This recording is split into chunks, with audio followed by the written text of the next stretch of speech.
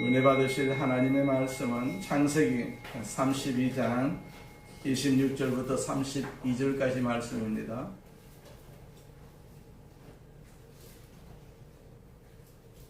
창세기 32장 26절부터 32절까지 말씀 같이 봉독합니다. 그가 이르되 날이 세려하니 나로 가게 하라. 야곱이 이르되 당신이 내게 축복하지 아니하면 가게 하지 아니하겠나이다. 그 사람이 그에게 이르되 네 이름이 무엇이냐? 그가 이르되 야곱이니이다. 그가 이르되 네 이름을 다시는 야곱이라 부를 것이 아니요 이스라엘이라 부를 것이니 이는 내가 하나님과 몇 사람들과 겨루어 이겼음이니라. 야곱이 청하여 이르되 당신의 이름을 알려주소서. 그 사람이 이르되 어찌하여 내 이름을 묻느냐 하고 거기서 야곱에게 축복한지라. 그러므로 야곱이 그곳 이름을 브니엘이라 하였으니 그가 이르기를 내가 하나님과 대면하여 보았으나 내 생명이 보존되었다 하니더라. 그가 브니엘을 지날 때 해가 돋았고 그의 허벅다리로 말미암아 절었더라. 그 사람이 야곱의 허벅지 관절에 있는 둔부의 힘줄을 쳤으므로 이스라엘 사람들이 지금까지 허벅지 관절에 있는 둔부의 힘줄을 먹지 아니하더라. 아멘. 옆 사람과 인사합니다. 예수님 안에서 좋은 일이 있습니다.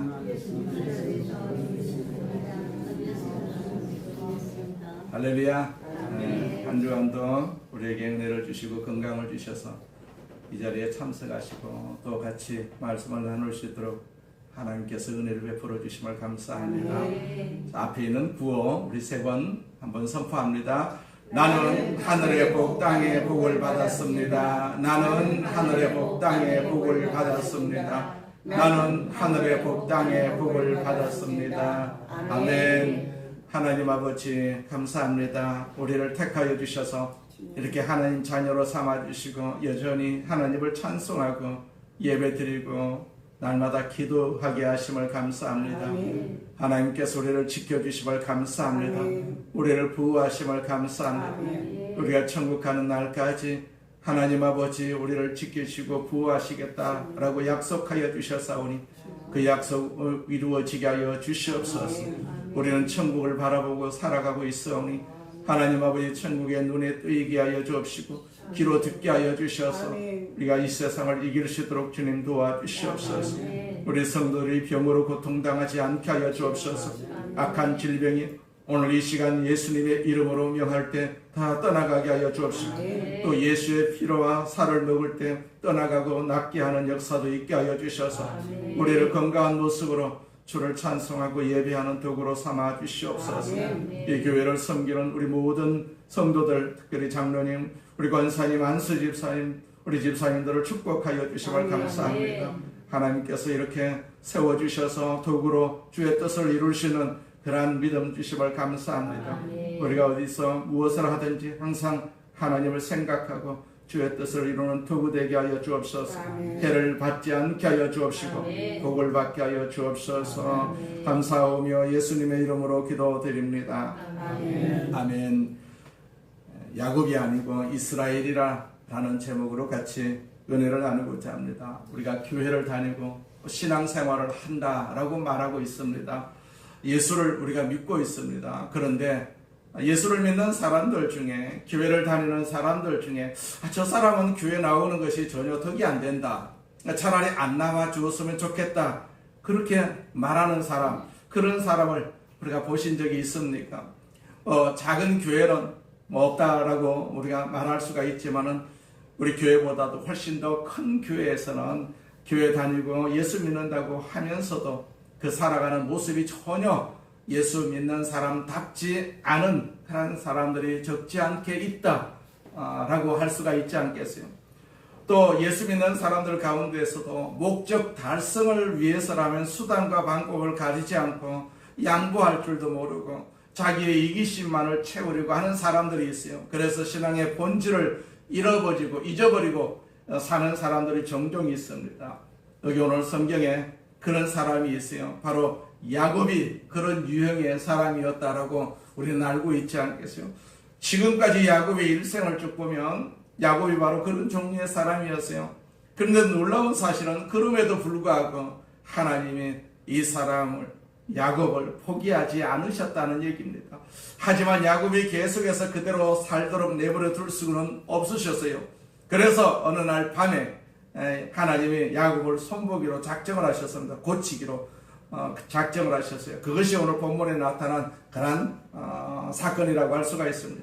자, 하나님이 야곱의 인생에 손을 대신 사건입니다. 그것이 바로 야복강 나루터의 사건이라고 할 수가 있습니다. 야곱이 이대로 살아가서는 안 되겠기에 이제는 좀 달라져야 하겠기에 야곱의 인생 속에 하나님이 간섭하신 것이죠. 그러면 하나님은 야곱 같은 인생을 변화시키기 위해서 어떤 방법을 쓰셨을까요? 그런 방법이 바로 우리에게도 아마 방법을 쓰실 수도 있다라는 얘기죠. 첫째로 홀로 있게 하시는 것을 봅니다. 야곱으로 하여금 아무도 없는 곳에 홀로 있게 하셨어요. 창세기 32장 22절 이하에 있는 말씀 세 번역으로 읽으면 이렇습니다. 그 밤에 야곱은 일어나서 두 아내와 두 여종과 11 아들을 데리고 야복 나루를 건넜습니다. 야곱은 이렇게 식구들을 인도하여 겨울을 건너보내고 자기에게 딸린 모든 소유도 건너보내고 난 다음에 뒤에 홀로 남았는데 그렇게 기록을 하고 있어요. 자, 하나님은 종종 우리 인간에게 어떤 변화를 주실 때 홀로 있게 하십니다. 홀로 있게 하십니다. 자, 격리를 시키는 것이죠. 격리를 시키는 것. 홀로 있게 되면 어떡합니까? 고독할 수밖에 없지 않겠어요? 외로울 수밖에 없습니다. 심지어는 홀로 있는 것이 이렇게 심하게 되면 죽고 싶은 생각도 듭니다. 이렇게 비참하게 살 바에야 차라리 죽자 이런 생각을 갖게 만드시는 것이죠. 그러나 내가 죽고 싶다고 해서 쉽게 죽을 수가 있습니까? 자, 이럴 때 하나님은 너하고 나하고 1대1로 좀 만나자고 하십니다. 만나자고 하십니다. 우리가 평소에 가정에 손님이 왔을 때 자녀들은 이때를 이용하는 경우가 좀 많이 있습니다. 부모의 약점을 알고 평소에 갖고 싶었던 것을 그 순간에 요구를 합니다. 손님이 있을 때 내가 갖고 싶은 그런 물건을 이야기를 합니다. 그럴 때 부모들이 참 난처할 수밖에 없지 않겠어요? 야단도 칠 수도 없고 그러면 어떻게 말합니까? 너 나중에 나하고 조용히 만나자 이제 이런 말을 할 수밖에 없지 않겠어요? 그래서 우리 애들이 제일 두려워하는 것이 조용히 만나자는 것입니다. 조용히 만나자. 어른이 된 지금도 누가 조용히 만나자고 하면 긴장이 될 수밖에 없지 않겠어요? 좋은 일이든 나쁜 일이든 조용히 만나자고 하면 긴장할 수밖에 없습니다. 오늘 본문의 사건은 하나님이 야곱을 조용히 만나주시는 그런 사건이라고 볼 수가 있어요. 32장 24절 첫 구절이 어떻게 시작이 됩니까? 야곱은 홀로 남았더니 그렇게 시작을 하고 있지요. 물론 본문의 상황은 야곱이 홀로 있을 수밖에 없는 상황이었어요. 야곱은 외삼촌 라반의 집에서 거의 20년 세월을 보냈습니다. 이제 더 이상 고향에 대한 그리움을 포기할 수가 없었어요. 인간에겐 다 기소 본능이 있다고 하지 않겠습니까? 죽을 때가 되면 자꾸 고향이 그리워지는 걸 우리가 기소 본능이다 그렇게 말하고 있어요. 기소 본능이 있는 동물로는요, 철새도 제비도 비둘기도 이렇게 기소 본능이 남다르답니다. 또 조류와 말, 낙타, 연어, 도롱뇽, 도마뱀 등도 아주 기소 본능이 유명하다고 그럽니다. 야곱은 고향에 가고 싶었습니다. 고향에 가고 싶었습니다. 그런데 그 고향을 가고 싶어도 문제가 형입니다. 형 때문에 쉽게 고향을 갈 수가 없습니다. 형 에서를 만날 일이 너무너무 걱정입니다. 야곱은 형의 장자권을 빼앗았던 사람이지 않겠어요? 창세기 27장 41절에 보면 그게 쉬운 성경으로 읽으면 이렇습니다. 에서는 아버지에게서 받을 축복을 야곱에게 빼앗긴 것 때문에 야곱에게 원한이 깊어갔다. 그는 혼자서 아버지를 곡할 날이 멀지 않았으니 그때가 되면 동생 야곱을 내가 죽이겠다 하고 마음을 먹었다. 그렇게 기록을 하고 있어요. 자, 복수의 칼을 빼어들고 있는 아직도 자신에 대한 분노를 풀지 않고 있을 그 형 에서를 만날 수가 굉장히 두려울 수밖에 없습니다. 그렇다고 타향살이 하다가 이대로 죽을 수도 없지 않겠습니까? 결국 이 야곱은 가족들을 먼저 다 출발을 시키고 나루터에 혼자 남았습니다.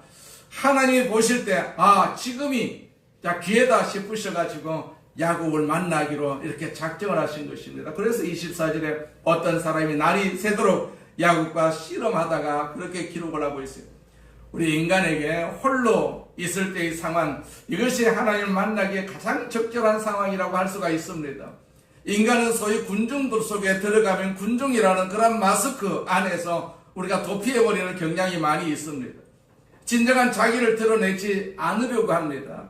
그래서 우리가 작은 교회를 다니다가 문제가 생기게 되면 보다 큰 교회로 숨어드는 사례가 있습니다. 큰 교회는 사람이 많으니까 우리가 신앙생활을 잘하든 못하든 그게 관계를 하지 않겠지요. 이 군중이라는 것은 어떻게 생각하면 도피하기에 좋은 안식처로 생각될 수도 있습니다. 그래서 우리는 군중 속에 섞여 있으면 자신을 직면하지 못할 수가 있다는 얘기입니다. 그래서 큰 교회 다니는 사람들은 작은 교회를 싫어합니다. 왜냐하니까 작은 교회는 자기가 다 노출이 되기 때문에 그렇게 작은 교회를 싫어합니다. 오고 싶어도 못 오는 사람들이 종종 있습니다.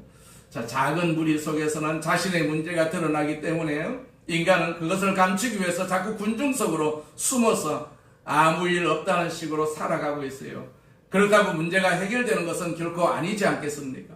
아마 야곱이 그랬을 것입니다. 혼자 있는 것은 굉장히 두려운 일입니다. 쉬운 일이 아닙니다. 그래서 사람들은 홀로 있지를 못하고 있지 않겠어요?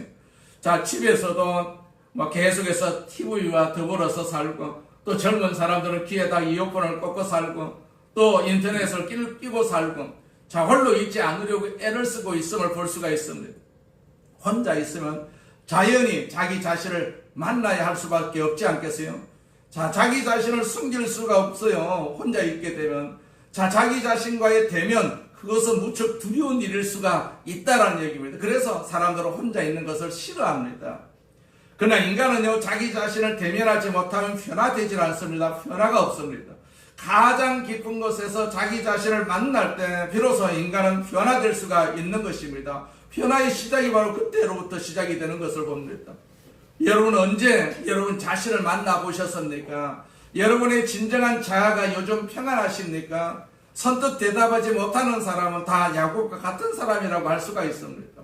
안녕하지 못합니다. 요즘 방황하고 있습니다. 요즘 힘들어하고 있습니다. 이런 대답을 못합니다. 쉽게 말하자면 기도하지 않기 때문에, 기도하기 싫기 때문에 그렇다라고 할 수가 있습니다. 자신을 자꾸 숨기는 것이죠. 이런 사람은 치료가 힘들 수밖에 없습니다. 자기를 대면해야 됩니다. 내가 어떤 사람인지, 내가 지금 무엇을 하고 있는지, 어떤 상태에 있는지, 내 믿음이 어떤 상태에 있는지 우리가 항상 점검을 해볼 필요가 있습니다. 그래야 하나님을 우리가 찾을 수가 있지 않겠어요? 자기를 대면하는 일이 그렇게 어려울 수가 있습니다. 자신을 알고 기도하는 일이 그렇게 어려울 수가 있어요. 죽는 것보다도 기도하는 것이 훨씬 더 쉬울 수밖에 없지 않겠어요? 우리는 기도하기 위해서 신앙생활하는 것입니다. 신앙생활은 가만히 앉아서 신앙생활이 되는 것이 아닙니다. 반드시 기도가 필요하고 하나님께서는 기도하게 하기 위해서 우리에게 이런 일, 저런 일을 우리에게 주시는 것을 볼 수가 있어요. 예수 믿으면서 기도하지 않고 예수 믿는 것은 이것은 잘못된 그러한 모습이라고 할 수가 있습니다. 반드시 기도하도록 하나님께서 그런 상황을 만들어 가신다라는 사실을 우리는 기억을 할 필요가 있습니다. 홀로 있지 않으면 변화될 수가 없다고 판단하신 하나님은 모처럼요, 야곱이 홀로 있게 된 상황을 포착을 하셨어요. 그리고 그를 만나 주셨습니다. 사람이 홀로 있을 때 비교적 정직할 수밖에 없습니다. 다른 사람과 함께 있을 때는요, 떠들고 웃기도 하고 소리도 지르고 춤도 추고 이렇게 하면서 자기를 자꾸 은폐시키기 위한 행위를 하는 경우가 많이 있습니다. 그러나 혼자 있으면요, 다른 사람을 의식할 필요가 없기 때문에 어느 정도 우리가 충분히 정직할 수가 있지 않겠어요? 하나님 앞에서 자기 자신만 바라보면 되는 것입니다. 그래서 인간의 변화의 마당, 인간의 변화될 수 있는 가장 적절한 삶의 정황은 홀로 있을 때다라는 사실입니다. 홀로 있을 때 우리가 기도원에 가서 홀로 있고 홀로 기도굴에서 우리가 기도하게 자신을 우리가 발견할 수가 있습니다. 자신을 발견할 수가 있습니다. 여럿이 어울려서 그냥 돌아다닐 때는 자신을 발견할 수가 없는데, 자, 기도굴에 가서 기도를 하게 되면 자신을 발견할 수밖에 없는 것이죠. 혼자 있을 줄 아는 사람은 성숙한 사람이라고 볼 수가 있고, 또 성숙할 수가 있는 그런 시간이라고 볼 수가 있죠. 우리는 보통 혼자 있다는 말만 들어도 외롭게 느끼지 않습니까? 내가 혼자 삽니다. 그러면 우리가 굉장히 외롭게 느낄 수밖에 없지 않겠어요. 젊은 사람도 혼자 산다고 그러면 외롭게 느낄 수밖에 없고, 나이 든 사람들은 또 혼자 산다고 그러면 외로울 수밖에 없지 않겠어요. 외로움을 다 느낄 수가 있습니다. 그러나 홀로 있는 것은 외로움이 아니고요, 고독이 아닙니다. 혼자 있을 수 있는 사람은 성숙할 수 있는 사람입니다. 홀로 있을 때 우리는 자기의 깊은 실존 안에 들어가서 스스로 대면할 수가 있기 때문에 그러하다는 얘기입니다. 우리는 다 평소에 어느 정도는 연극을 하면서 삽니다. 연극을 합니다. 사람을 만나면 유달리 호들갑을 떠는 사람일수록 연극 기질이 강하다라고 또 볼 수가 있습니다. 그렇다고 해서 만날 때마다 인상 쓰는 것은 아닙니다. 어느 정도 사람을 만날 때는 마스크를 쓰고 만나는 경우가 많이 있습니다. 자기를 숨기면서 그렇게 대화를 하고 그렇게 말하는 사람들이 많이 있습니다. 자, 재미있는 것은 인격이라는 단어가 마스크라는 단어에서 나온 것이라고 합니다. 본래 이 단어는 라틴어로 메르소나라는 단어에서 나왔는데, 페르소나라는 이 단어가 바로 마스크라는 의미를 갖고 있어요. 탈춤을 추는 광대들이 보세요. 자기 역할에 따라서 탈을 바꾸어 쓰듯이 우리 인생도 자기에게 맡겨진 역할에 따라서 연극을 하면서 사는 것입니다. 그러다가 지치게 될 때가 얼마나 많이 있습니까? 자, 그러면 내가 언제까지 이렇게 살아야 하나? 나 자신을 찾고 싶다. 진정한 자아를 찾고 싶다. 이렇게 변화를 위한 열망을 갖게 됩니다. 그래서 혼자 있는 것이 굉장히 중요합니다. 외로운 것이 아닙니다. 우리가 혼자 있으면 누구를 찾을 수밖에 없습니까? 하나님을 찾을 수밖에 없습니다.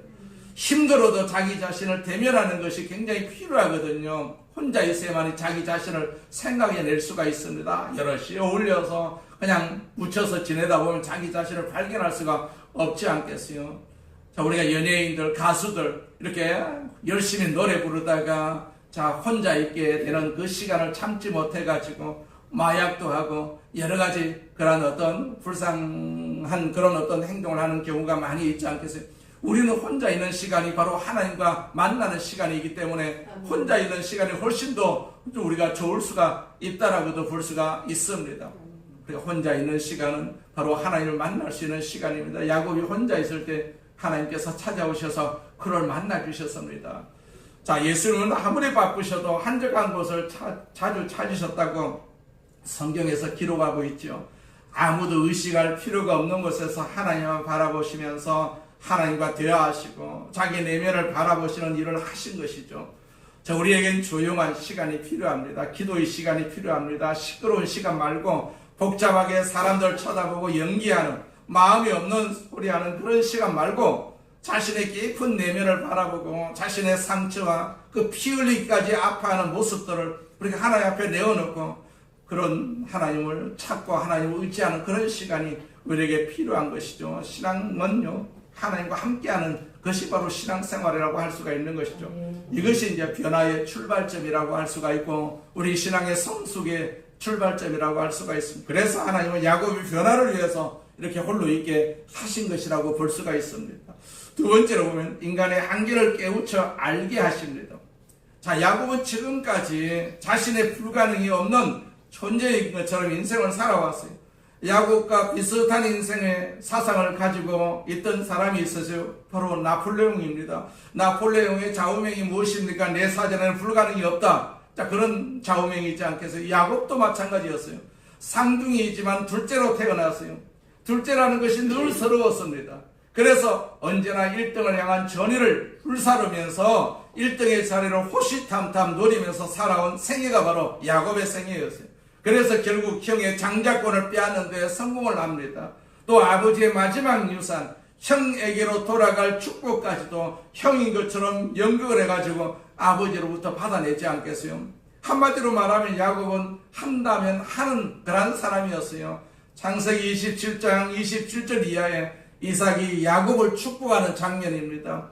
나의 아들에게서 나는 냄새는 주님께 복받은 밭의 냄새로구나. 하나님은 하늘에서 이슬을 내려주시고 땅을 기름지게 하시고 곡식과 새 포도주가 너에게 넉넉하게 하실 것이다. 여러 민족이 너를 섬기고 백성들이 너에게 무릎을 꿇을 것이다. 너는 너의 친척들을 다스리고 너희 어머니의 자손들이 너에게 무릎을 꿇을 것이다. 너를 저주하는 사람마다 저주받고 너를 축복하는 사람마다 복을 받을 것이다. 야곱이 아버지로부터 받은 축복이 바로 이런 축복이었어요. 이런 축복을 야곱은 소망하고 있었기 때문에 사기를 쳤더라도 그 장자권을 이렇게 얻어내는 것을 볼 수가 있고 아버지로부터 이런 축복을 받는 것을 볼 수가 있습니다. 우리가 하나님과의 관계를 잘 맺으면 이런 축복이 항상 우리에게 따를 수밖에 없다는 얘기입니다. 한낱 이 야곱에게만 주시는 축복이 아닙니다. 이 야곱의 축복이, 야곱에게 주신 그 하나님의 축복이 오늘 우리에게도 이 축복을 주고 계신다라는 사실을 우리는 항상 기억을 할 필요가 있습니다. 우리가 세상에 살면 하나님의 축복을 잊어버릴 수가 있어요. 그러나 하나님과 함께 살면, 하나님과 함께 가지는 시간만 있으면 우리는 이런 축복을 충분히 받을 수가 있고 또 이해할 수가 있고 또 느낄 수가 있는 것이죠.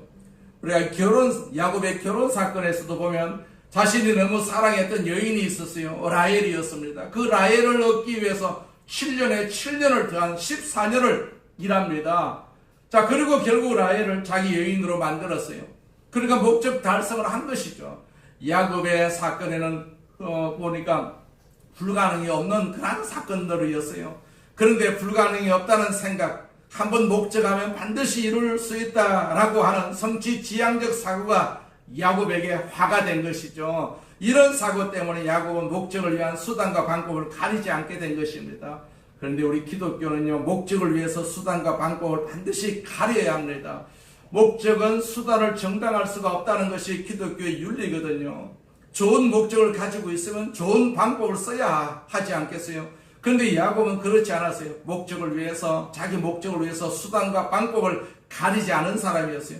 수단과 방법을 가리지 않고 라헬도 손에 넣고 레아도 손에 넣고 또 그들 종들도 다 손에 넣었습니다. 자, 형님의 장자권마저도 그 유업도 다 빼앗았습니다. 욕망을 위해서 치사하게 살아온 사람이라고 볼 수가 있죠. 모든 화해의 근원이 무엇입니까? 지나치게 자신만만한 모습, 그 모습을 하나님이 보셨어요. 이 자기라는 것이 꺾이지 않으면 야곱은 변화될 수가 없었다는 얘기. 그래서 하나님이 어떻게 하십니까? 야곱과 한판 붙으셨다는 사실입니다. 우리 인생도 그러하지 않겠어요? 내 고집을 자꾸 세우게 되면 하나님이 나에게 오셔가지고 야곱을 만나듯이 우리를 만나가지고 여러 가지 어려움을 당하게 하는 그런 경향이 많이 있습니까? 그 어려움을 당했다라고만 생각할 것이 아니라 하나님께서 나를 만나주셨던 사건이다. 이제 그렇게 우리가 생각하는 것이 믿음의 생각이고 야곱의 생각이라고 할 수가 있고 야곱의 결과고 우리의 또 결과라고도 할 수가 있는 것이죠. 오늘 본문에 보면 어떤 사람이 야곱에게 싸움을 걸어왔어요.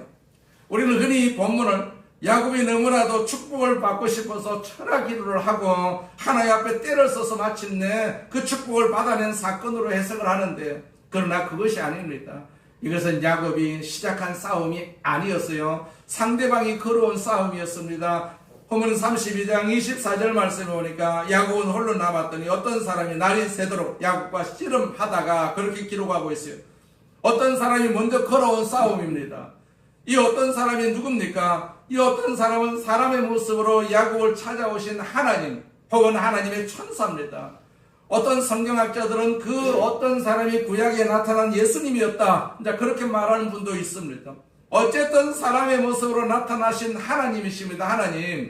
하나님이 야곱을 찾아오신 겁니다. 우리를 찾아오시는 분이 하나님이십니다. 세상에서 우리를 찾아오는 사람은 마귀일 수밖에 없어요. 그러나 하나님이 우리를 찾아오신다라는 사실입니다. 하나님이 찾아오셔야만이 우리가 마귀를 내쫓을 수가 있고 마귀를 물리칠 수가 있습니다. 그래서 하나님이 언제나 나에게 찾아오시고 야곱을 만나주신 하나님, 나를 만나주시는 하나님이심을 우리가 항상 마음에 소망하고 살아야 되죠.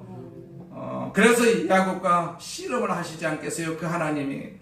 우리말 번역은 씨름으로 했다고 하지만 사실은 싸움을 한 것이죠. 싸움을 한 것입니다. 그러니까 캄캄한 밤에 누군가가 옆차기로 야곱의 옆구리를 친 것이죠. 갑자기 야곱은 본능적으로 목숨을 지키기 위해서 그와 더불어서 사생결단으로 싸움을 한 것이죠. 야곱은 지는 일이 지금까지는 없었던 것입니다. 자기가 계획하고 목적하면 다 이루었던 사람입니다.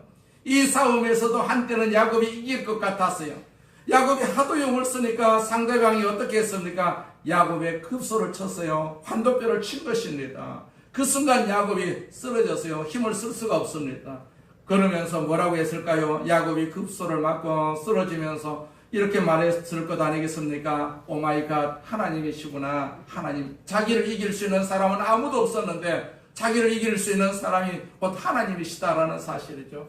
싸움이 끝난 다음에 야곱이 상대방에게 묻는 질문에서 봐도 알 수가 있죠. 29절 보니까 야곱이 청하여 이르되 당신의 이름을 알려주소서. 그 사람이 이르되 어찌하여 내 이름을 묻느냐고. 거기서 야곱을 축복한지라. 자, 당신의 이름을 알려주셔서. 그런데 상대방이 자기 이름을 가르쳐 주셨습니까? 어찌하여 내 이름을 묻느냐라고 말했어요. 무슨 말입니까? 알면서 왜 묻느냐? 알면서 왜 묻느냐라는 얘기죠. 야곱은 지금까지 하나님을 알면서도 하나님을 모르는 사람처럼 행동하고 살았어요. 그렇게 살아오면서 야곱의 마음속에 항상 이런 생각이 있었을 것 아니겠어요? 내가 이러다가 이렇게 살다가 언젠가는 한번 호되게 맞아 죽지. 그리고 그날 급소를 맞아서 쓰러지는 순간 이 말이 쏟아져 나왔을 것 아니겠어요? 아, 나는 이제 하나님으로부터 맞아서 병신이 되는구나. 내 인생도 이제 끝나는구나. 그런데 이것은 굉장히 중요한 순간이었어요. 우리가 진정한 신앙을 찾아가는 진정한 하나님의 사랑에 되어가는 과정에 있어서 자기 자신에 대한 절망이 굉장히 필요합니다. 그렇지 않으면 하나님을 못 믿습니다. 하나님을 안 믿습니다. 우리가 참된 신앙에 도달하기 위해서는 역설적이지만 자신에 대한 절망이 필요합니다. 절망이 없고 희망만 있으면 하나님을 만날 수가 없거든요. 우리 자신을 십자가에 못 박지 아니함으로써는 하나님이 나의 하나님이 될 수가 없다라는 사실입니다. 지금 야곱은 그 경험을 하고 있는 것이면 그 경험을 하고 있어요. 야곱의 진정한 변화의 새아침을 위해서 하나님이 야곱으로 하여금 인간의 한계를 깨우쳐 주신 것이죠. 그 다음에 하신 일이 무엇입니까? 세 번째로 하나님만 신뢰하게 하시는 것을 볼 수가 있어요.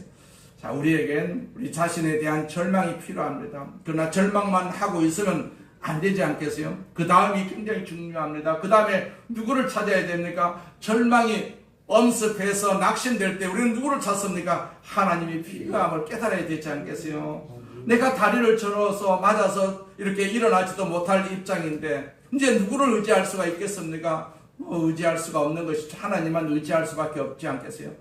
여러분, 절망을 할 때 하나님을 정말로 찾습니까? 더 이상 자신이 믿음의 대상이 아니라 하나님을 신뢰해야 됩니다. 급소를 맞고 쓰러진 야곱은 어떤 반응을 보여서요? 그 32장 26절에 보니까 그가 이르되 날이 세리하니 나로 가게 하라. 야곱이 이르되 당신이 내게 축복하지 아니하면 가게 하지 아니하겠나이다. 자, 당신이 나를 축복해 달라는 얘기입니다. 지금까지는 자기 노력으로 축복을 받았어요.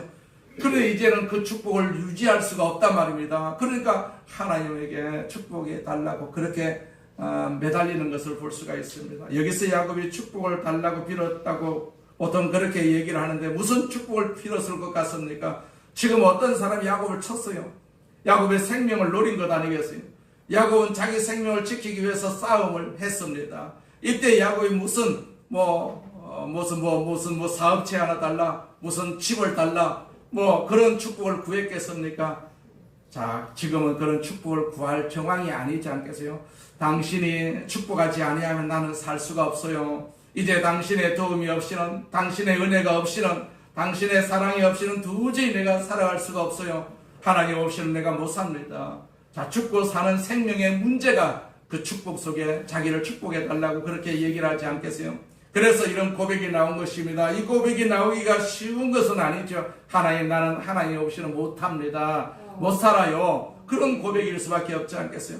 비로소 야곱의 생애에서 하나님을 신뢰하는 순간이 온 것입니다. 아주 중요한 순간이지 않겠어요? 아주 중요한 순간. 그때 하나님이 어떻게 말씀하십니까? 그 사람이 그에게 이르되 네 이름이 무엇이냐? 하나님의 이름을 물어보셨어요.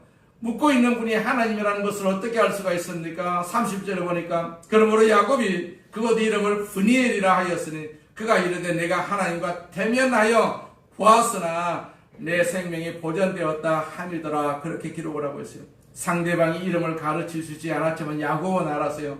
야곱이 알았어요. 자, 하나님이시다. 그래서 그 땅을 뭐라고 불렀습니까? 하나님의 얼굴을 만났다 해가지고 브니엘이라 그렇게 이름을 붙였어요. 그런데 그분이 하나님이라면 야곱의 이름을 몰라서 물었겠어요? 하나님이 물어보신 데는 다 이유가 있지 않겠습니까? 지금까지 야곱은요, 자기 이름처럼 살았어요. 야곱이라는 이름은 빼앗는다, 쥔다, 그런 사기친다 그런 뜻을 가지고 있었거든요. 내 이름이 무엇냐? 야곱입니다. 그런데 하나님이 이렇게 말씀하시죠. 이제부터는 네 이름이 야곱이 아니라 이스라엘이야. 이스라엘이라는 말은 뜻은요, 하나님이 다스린다라는 의미입니다. 지금 이스라엘이 하나님이 다스리고 계심을 볼 수가 있지 않겠어요? 열국들이 주변에 얼마나 많이 있습니까? 그런데 이스라엘을 함부로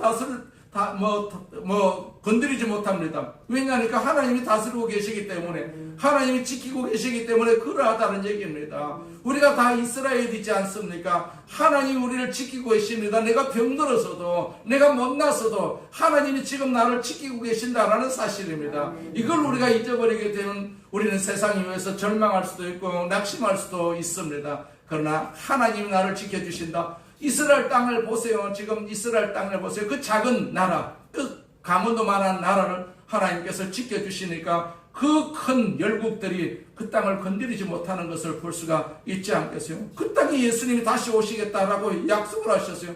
그 땅을 하나님께서 보호하시는 것 아니겠어요? 우리를 위해서 예수님이 다시 오시겠다라고 약속을 하셨어요. 그렇기 때문에 마귀가 우리를 손대지 못합니다. 마귀가 우리를 건드리지 못합니다. 세상이 우리를 건드리지 못합니다. 왜냐하니까 하나님께서 우리를 지켜주고 계시기 때문에 그러하다라는 사실입니다. 자, 한마디로 말을 하면 신앙생활은 하나님이 다스려 주시는 것이거든요. 하나님이 다스려 주시는 삶입니다. 그것이 신앙생활입니다. 얼마나 놀라운 순간입니까? 바로 그 순간 밤이 지나갑니다. 자, 31절 뭐라고 말합니까? 그가 분이엘을 지날 때 해가 돋았다. 그렇게 말하고, 해가 돋고 아침이 밝아왔어요. 얼마나 눈부신 새벽이었을까요? 근데 성경은 야곱이 하나님께 급소를 얻어맞았기 때문에 절었다고 말하고 있어요.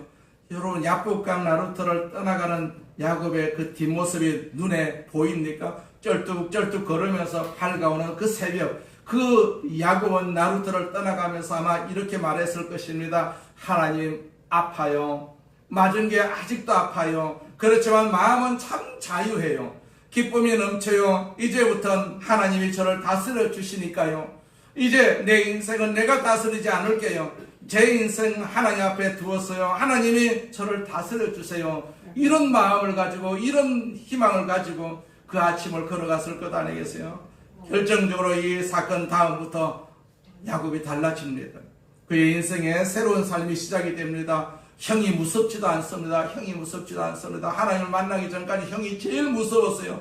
그런데 형도 무섭지 않고 재산도 무섭지 않습니다. 잃는 것도 무섭지 않습니다. 자, 우리도 인생을 붙들고 몸부림치는 그런 인생을 살지 마시고 우리가 힘을 좀 빼야 되지 않겠어요? 힘을 빼고, 세상에 대한 힘을 빼고 우리가 하나님께 힘을 우리가 보태야 되지 않겠어요?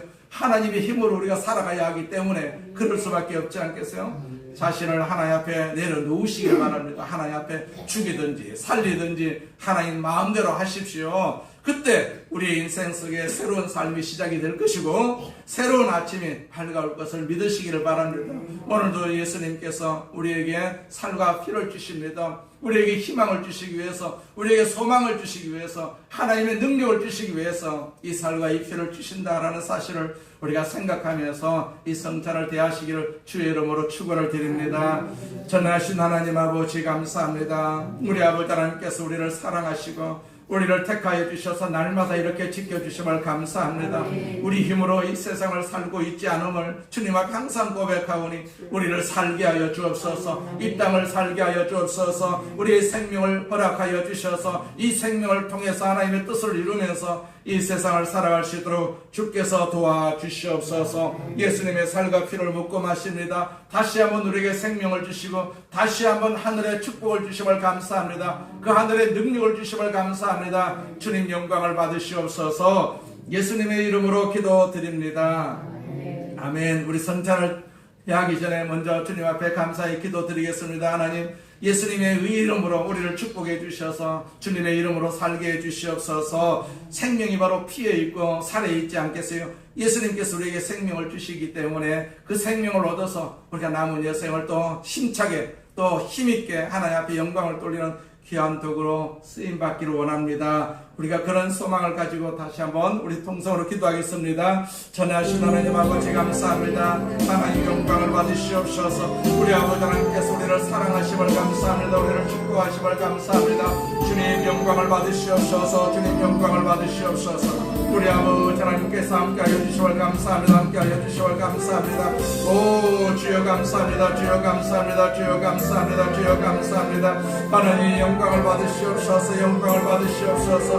우리 아버지 하나님 영광을 받으시옵소서. 영광을 받으시옵소서. 전능하신 하나님 아버지 감사합니다. 우리를 살게 하여 주시월 감사합니다. 우리를 살게 하여 주시월 감사합니다. 예수님께서 허락하신 그 생명과 아버지 그 능력을 주시월 감사합니다. 그 생명을 가지고 이 세상을 살 것입니다. 그 능력을 가지고 이 세상을 이기면서 살 것입니다.